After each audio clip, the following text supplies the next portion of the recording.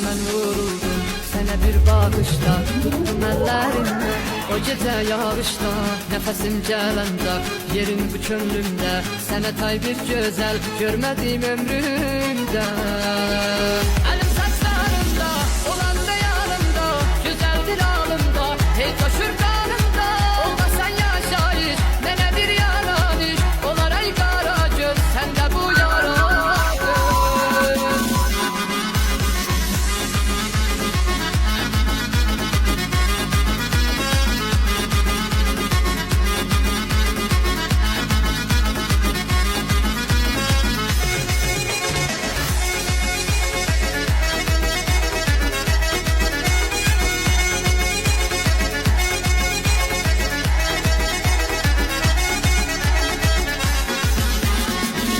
Mənim canımsan, ne güzel yarımsan, xəstələnsən bir gün, mənim dərmanımsan. De görüm sən özün, necə sənsiz özün, olmasan sən razı, yolda qalsın gözün. Əlim saçlarımda, olanda yanımda, gözəldir alımda, hey coşur qanımda.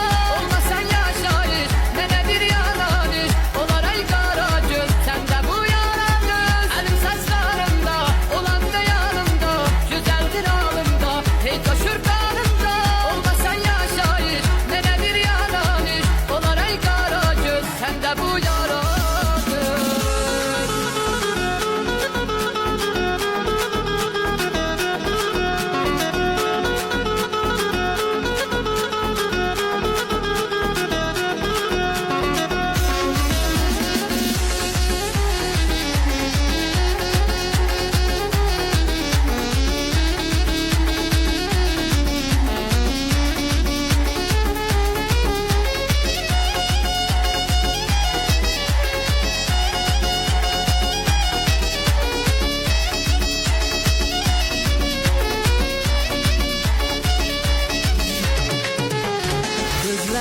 Məni aldı özü, nə apardı sevgi, məni saldı dərdə. Bu dəni o gecədən bu ələ, dahi həməşə qaldı əldə.